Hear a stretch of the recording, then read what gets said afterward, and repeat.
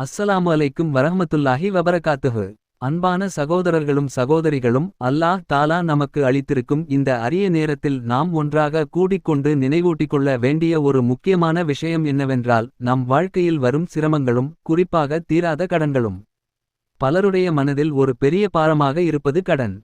இரவில் தூங்க முடியாமல், பகலில் அமைதியாக இருக்க முடியாமல், மனதுக்கு அமைதி இல்லாமல் வாழும் நிலைக்கு மனிதன் தள்ளப்படுகிறான். ஆனால் நாம் ஒருபோதும் மறந்துவிடக் கூடாத ஒரு உண்மை என்னவென்றால், எல்லா சிரமங்களுக்கும் தீர்வு அல்லாஹ்விடமே இருக்கிறது.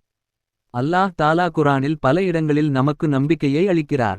அவற்றில் மிகவும் சிறியதாக இருந்தாலும் மிக பெரிய அர்த்தத்தை கொண்ட ஒரு சூரா தான் சூரத்துன் நஸ்ர்.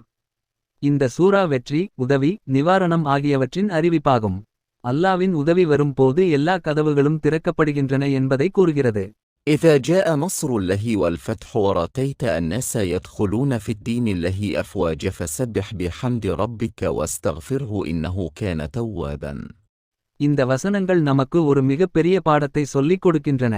அல்லாவின் உதவி வந்தால் மனிதனின் நிலைமையே மாறிவிடும். அதனால் தான் நம்முடைய சிரமங்களுக்கான தீர்வை நாம் மனிதர்களிடம் மட்டும் தேடாமல் அல்லாஹ்விடமும் தேட வேண்டும். அன்பானவர்களே, நம் முன்னோர்கள் மற்றும் உலமாக்கள் கூறிய ஒரு சிறந்த அமல் உள்ளது. குறிப்பாக கடன் சுமையால் அவதிப்படுபவர்கள் இதனை நம்பிக்கையுடன் செய்யலாம். தினமும் இஷா தொழுகைக்குப் பிறகு முழு கவனத்துடன், மனதில் ஒரு உறுதியான நோக்கத்துடன் இந்த சூரத்துன் நஸ்ரை ஓத வேண்டும். வெறும் உதட்டால் மட்டும் அல்ல, உள்ளம் கலந்து என்னுடைய கடன் தீர வேண்டும், என் சிரமம் நீங்க வேண்டும் என்ற எண்ணத்தோடு ஓத வேண்டும்.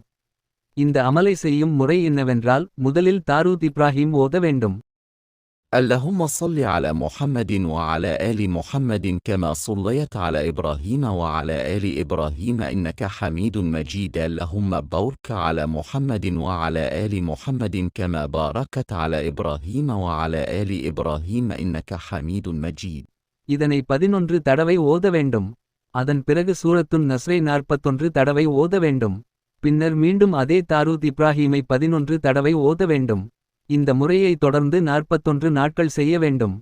இந்த அமலில் மிகவும் முக்கியமானது என்னவென்றால் கவனம். நாம் பேசிக்கொண்டே, கைபேசியை பயன்படுத்திக் கொண்டே, மனம் வேறு எங்கோ போயிருக்கும் நிலையில் ஓதினால் அதன் பலன் கிடைப்பது கடினம். அல்லாஹ்வை நோக்கி முழு மனதோடும் முழு நம்பிக்கையோடும் திரும்ப வேண்டும். அன்பானவர்களே, நம் நபிகள் நாயகம் ஸல்லல்லாஹு அலைஹி வஸல்லம் அவர்கள் எப்போதும் இஸ்திக்பார் செய்தார்கள். அதனால் நாமும் அதிகமாக இஸ்திக்பார் செய்ய வேண்டும்.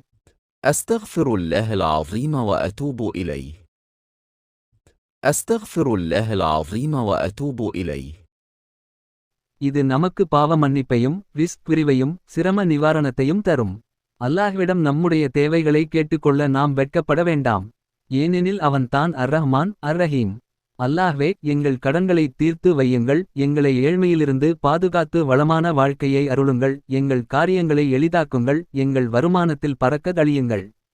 அன்பான சகோதரர்களும் சகோதரிகளும், இந்த அமலை நீங்கள் செய்து பயன் பெற்றால் அதை மற்றவர்களுக்கும் பகிருங்கள். நல்லதை பரப்புவது ஒரு பெரிய சதகா. இது போன்ற பயனுள்ள அமல்கள், திக்குகள் மற்றும் துஆக்களை தொடர்ந்து அறிந்து கொள்ள நமது சேனலை மறக்காமல் சப்ஸ்கிரைப் செய்து கொள்ளுங்கள். இந்த உரை உங்களுக்கு பயனுள்ளதாக இருந்தால் லைக் செய்யுங்கள், மற்றவர்களுக்கும் ஷேர் செய்யுங்கள்.